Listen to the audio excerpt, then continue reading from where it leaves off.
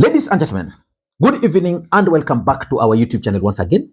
And it is my hope and prayer that this video is actually going to find you guys in good health. Personally, I am fine. As you can see, Kisumu is also fantastic. And maybe you could also let me know where you're watching the video from, the county or the country, in case you are out of the republic. And for this particular video, kindly let me know the name of the constituency you are watching us from, because I just want to know or figure out the distribution of our viewership.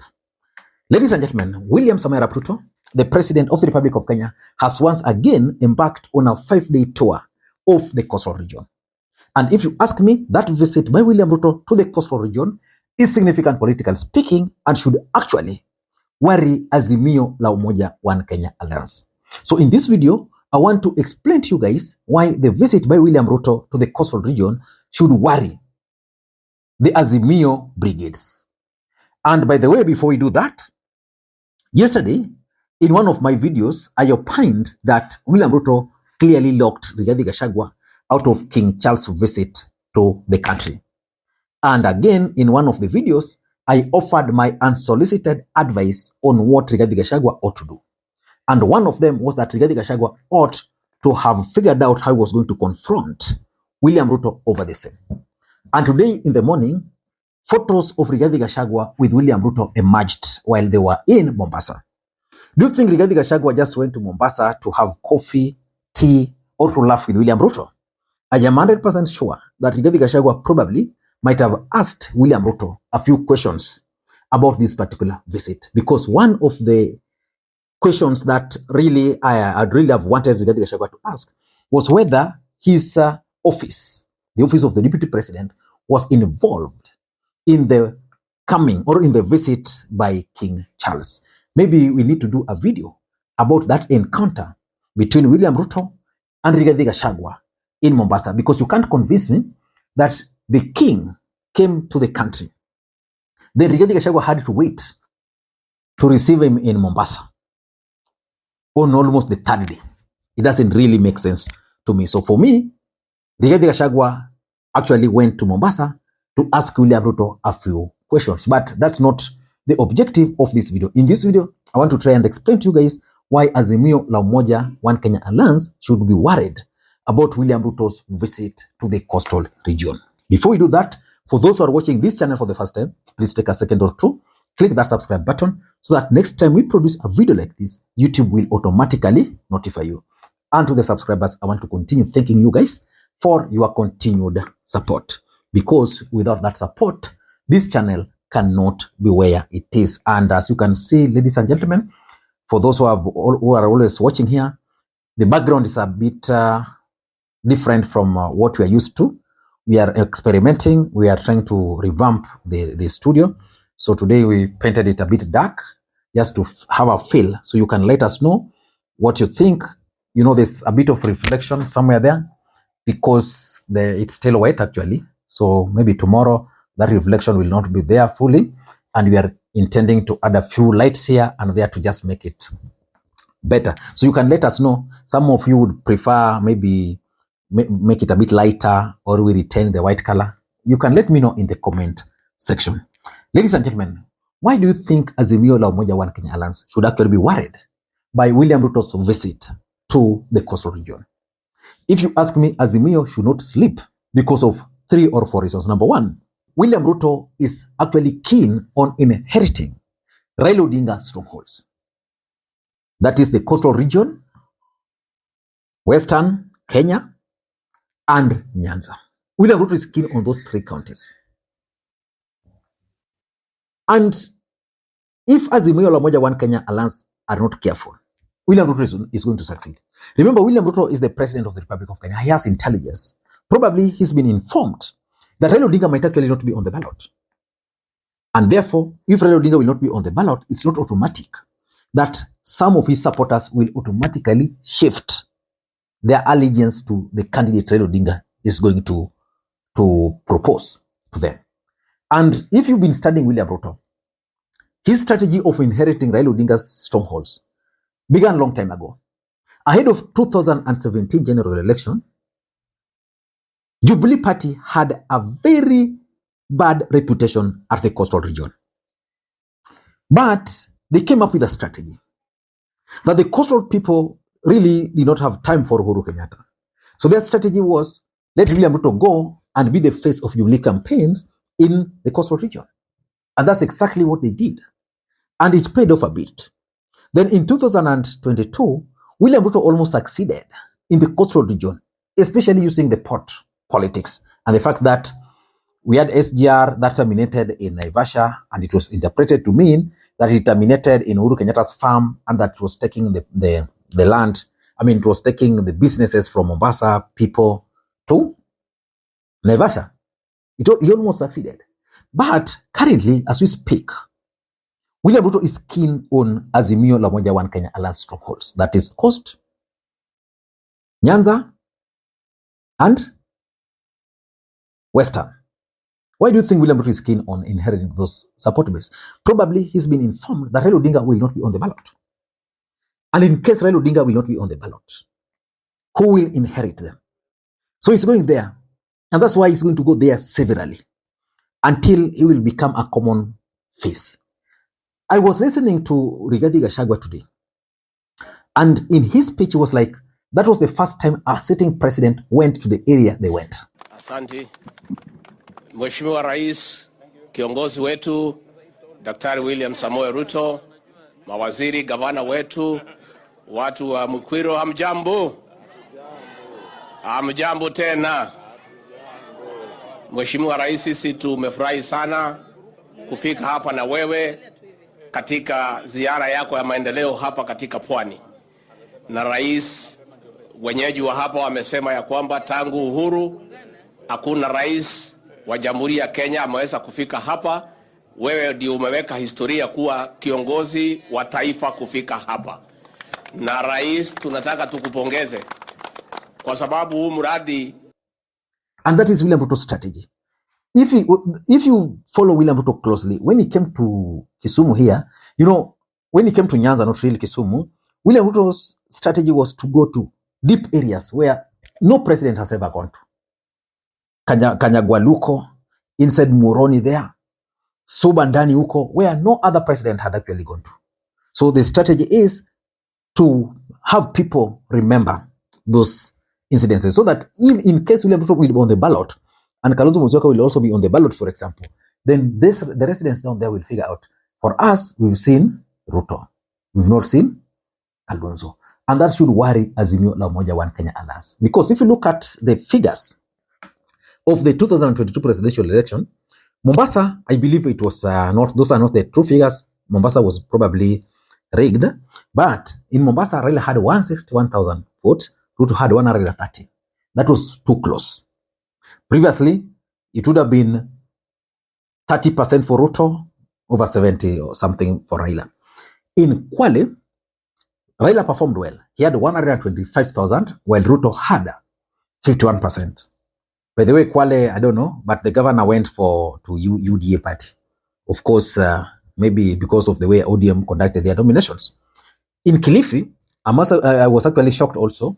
Raila Odinga had 204, while Ruto had 77%. I mean 77,000. That was huge margin. And of course, remember in Kilifi, they had Governor Kingi and his party. They had Aisha Jumwa and all those dramas. Taita Taveta, Raila had 58,000. Ruto had 17,000. In Tana River, of course, Raila had 51,000. Ruto had 41,000. Of course, in 2017, I think in 2017, Jubilee won in Tana River and Lamu. Lamu, this time around, Raila had 26,000. Ruto had 22. Of course, in 2017, because of the Kikuyu factor, they won Lamu. So those votes are what William Ruto is looking at improving, which takes us to the second reason why Azimio should be worried. If you ask me, I'm reading the 2027 rigging schemes. I've always opined on this platform that politics is a game of numbers, perceptual numbers or real. For William Ruto to succeed in his schemes in 2027, because in 2022, very few people had expected rigging to take place in Mount Kenya, that Uhuru and the deep state were going to protect. And that's where it took place. So which means this time around, the focus is going to be on Mount Kenya. And of course, because of other factors, Mount Kenya is not even reliable as far as things are currently. Which means those rigging schemes must now be shifted to Azimio strongholds. You rig in the opponent's strongholds. That would mean, simple thing. You go to Homa Bay, for example, and because of Raila Odinga, I was seeing some figures here where they were saying the UDRs registered 123,000 people. While even in their strongholds, they've not achieved those numbers. So the thing is, it would be easier to rig, for example, in Homa Bay and attribute it to the appointment of Raila Odinga. You can rig in coastal region and attribute it to William Ruto's several trips. In the coastal region, you say, okay, yenyewe, huyu jamaa ametembea pwani. So Azimio should be worried of these particular trips. And in case Raila Odinga is going to be on the ballot, he needs to figure out how is he going to tame Ruto. And if he's not going to be on the ballot, then one of the things I advised them was to identify their presidential candidate early enough and then figure out how that candidate is going to block Ruto from all these schemes. But for me, I'm reading 2027 rigging schemes. Rigging is so easy, but it has also to be perceptional. For example, in 2007, Mutahi Ngunyi came up with the, was it 2007 or no, 2013, Mutahi Ngunyi came up with the tyranny of numbers. That a Kikuyu candidate paired with a Kalenjin, there is no way you can defeat. So it was possible just to play around with the numbers around those. And I remember during those tyranny of numbers narrative, the idea was that Azimio la Umoja One Kenya, NASA that time, that NASA strongholds did not really register to vote. And, you know, it was strategic. Nyanza, coastal region, and Western Kenya, during those time, IBC kits were never working during registrations. They will be told your registration is taking place there. You go there, oh, work on the other side. So most people really did not register. And that was to aid in rigging. And that's why these schemes I'm seeing here, they're not about development. William Ruto visit to the coastal region has nothing to do with development. It's about politics. And one of them is rigging, because rigging is also part of politics. Number 3, William Ruto is also dealing with the two emotive issues of the coastal region. And that's why I maintain Azimio la Umoja One Kenya Alliance should actually be very careful. One of them is the issue of the land equation in the coastal region. William Ruto has told them that he's going to buy land. He's going to allocate 1 billion to buy land and allocate those quarters. That is genius. That is genius. Of course, 1 billion is not enough to settle the squatters in the coastal region. Yeah, but that's an attempt which can be used for politics. And then he's also dealing with the port politics. Because in the last election, William Ruto successfully used the port politics.